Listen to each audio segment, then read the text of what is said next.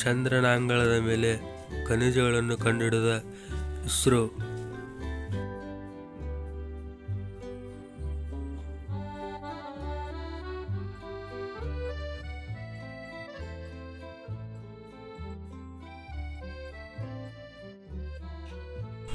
ಚಂದ್ರಯಾನ-3 landing.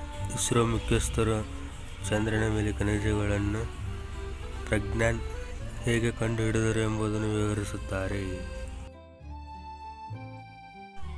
Vikram lander ಅನ್ನು ಸ್ಪರ್ಶಿಸಿದ ನಂತರ ಮತ್ತು ಚಂದ್ರನ ಧೂಳು ನೆಲೆಗೊಂಡ ನಂತರ 1 ಗಂಟೆಯೊಳಗೆ ಪ್ರಜ್ಞಾನ್ ರೋವರ್ ಅನ್ನು ಚಂದ್ರನ ಮೇಲ್ಮೈಯಲ್ಲಿ ಹೊರತೆಗೆಯಲಾಯಿತು.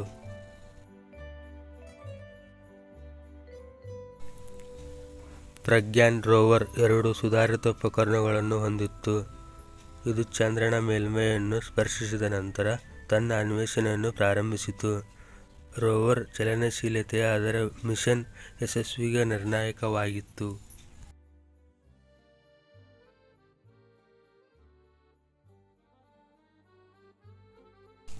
ಭಾರತವು ಚಂದ್ರನ ಮೇಲೆ ಐತಿಹಾಸಿಕ ಚಂದ್ರಯಾನ-3 ಲ್ಯಾಂಡಿಂಗ್ನ ಮೊದಲ ವಾರ್ಷಿಕೋತ್ಸವವನ್ನು ರಾಷ್ಟ್ರೀಯ ಬಾಹ್ಯಾಕಾಶ ದಿನವೆಂದು ಆಚರಿಸುತ್ತಿರುವಾಗ, ಭಾರತೀಯ ಬಾಹ್ಯಾಕಾಶ ಸಂಶೋಧನಾ ಸಂಸ್ಥೆ ಇಸ್ರೋ ಮುಖ್ಯಸ್ಥರು ಪ್ರಜ್ಞಾನ್ ರೋವರ್ ಚಂದ್ರನ ಮೇಲ್ಮೈಯಲ್ಲಿ ಖನಿಜಗಳನ್ನು ಹೇಗೆ ಪತ್ತೆ ಮಾಡಿದರು ಎಂಬುದನ್ನು ವಿವರಿಸಿದರು.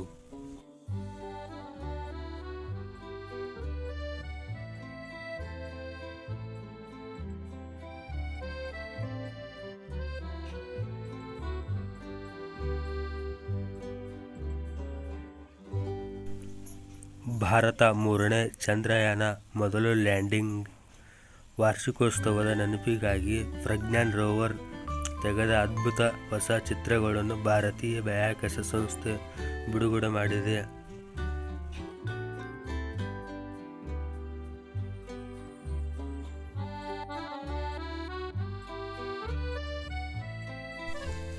ವಿಕ್ರಮ್ ಲ್ಯಾಂಡರ್ ಅನ್ನು ಸ್ಪರ್ಶಿಸಿದ ನಂತರ ಮತ್ತು ಚಂದ್ರನ ಧೂಳು ನೆಲೆಗೊಂಡ ನಂತರ 1 ಗಂಟೆಯೊಳಗೆ ಪ್ರಜ್ಞಾನ್ ರೋವರ್ ಅನ್ನು ಚಂದ್ರನ ಮೇಲ್ಮೈಯಲ್ಲಿ ಹೊರತೆಗೆಯಲಾಯಿತು.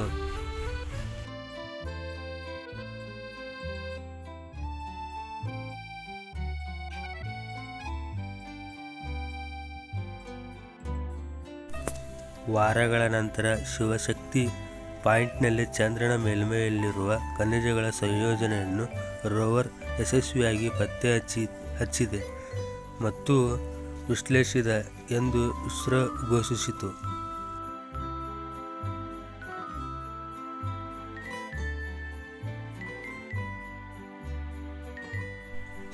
ಇಸ್ರೋ ಮುಖ್ಯಸ್ಥ ಎಸ್ ಸೋಮನಾಥನ್ ಅವರು ಈ ಮಹತ್ವದ ಮೈಲಿಗಲ್ಲು ಸಾಧಿಸಲು ರೋವರ್ ಬಳಸಿದ ಅತ್ಯಾಧುನಿಕ ವಿಧಾನಗಳ ಚಂದ್ರನ ಮೇಲೆ ನಡೆಯುವುದು. ಪ್ರಜ್ಞಾನ್ ರೋವರ್ 2 ಸುಧಾರಿತ ಉಪಕರಣಗಳನ್ನು ಹೊಂದಿದ್ದು, ಚಂದ್ರನ ಮೇಲ್ಮೈಯನ್ನು ಸ್ಪರ್ಶಿಸಿದ ನಂತರ ತನ್ನ ಪರಿಶೋಧನೆಯನ್ನು ಪ್ರಾರಂಭಿಸಿತು.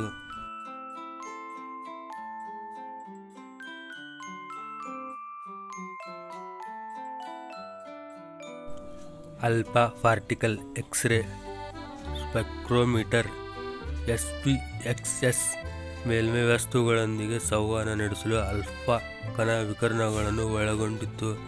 ವಿಕಿರಣವು ಮೇಲ್ಮೈಯನ್ನು ಹೊಡೆದಂತೆ ಪ್ರಭಾವದ ಮೇಲೆ ಚದುರಿದ ಕಣಗಳು ರೋವರ್ನಲ್ಲಿರುವ ಸ್ಪೆಕ್ಟ್ರೋಮೀಟರ್ಗಳು ಪರಿಣಾಮವಾಗಿ ಸಹಿಗಳನ್ನು ಅಳೆಯುತ್ತಿವೆ. ಚಂದ್ರನ ಮಣ್ಣಿನಲ್ಲಿರುವ ನಿರ್ದಿಷ್ಟ ಖನಿಜಗಳನ್ನು ಗುರುತಿಸಲು ಅನುವು ಮಾಡಿಕೊಟ್ಟಿತು.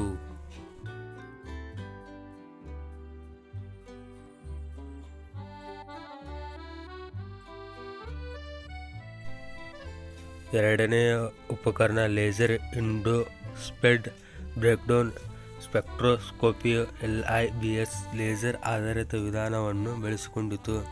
ಮೇಲ್ಮೈಯಲ್ಲಿ ಲೇಸರ್ ಕಿರಣವನ್ನು ನಿರ್ದೇಶಿಸುವ ಮೂಲಕ ವಸ್ತುವನ್ನು ಹೊಗೆಯನ್ನು ಹೊರಸೂಸುವಂತೆ ಮಾಡಿತು.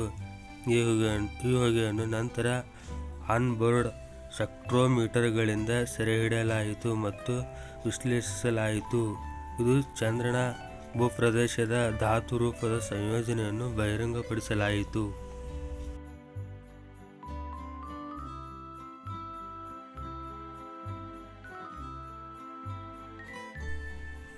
ಚಂದ್ರನ ರಹಸ್ಯಗಳನ್ನು ಕಂಡುಹಿಡಿಯುವುದು. ನೆಹರು ತಾರಾಲಯದಲ್ಲಿ ವಿದ್ಯಾರ್ಥಿಗಳನ್ನು ಉದ್ದೇಶಿಸಿ ಮಾತನಾಡಿದ ಸೋಮನಾಥನ್ ಅವರು ರೋವರ್ನ ಚಲನಶೀಲತೆಯ ಅದರ ಮಿಷನ್ ಯಶಸ್ವಿಗೆ ನಿರ್ಣಾಯಕವಾಗಿದೆ ಎಂದು ವಿವರಿಸಿದರು.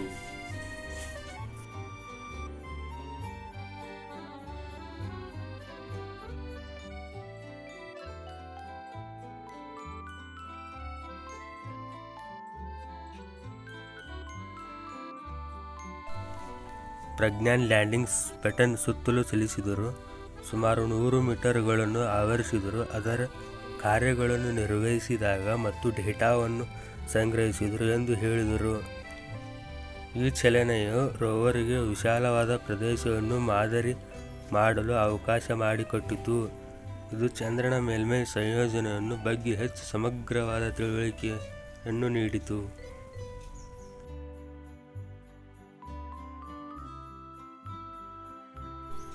ಇಷ್ಟು ನಮ್ಮ ಮಾಹಿತಿಯಾಗಿದೆ. ಈ ಮಾಹಿತಿ ಇಷ್ಟವಾದರೆ ಚಾನಲನ್ನು ಸಬ್ಸ್ಕ್ರೈಬ್ ಮಾಡಿ, ಲೈಕ್ ಮಾಡಿ, ಶೇರ್ ಮಾಡಿ, ಕಮೆಂಟ್ ಮಾಡುವುದನ್ನು ಮರೆಯಬೇಡಿ.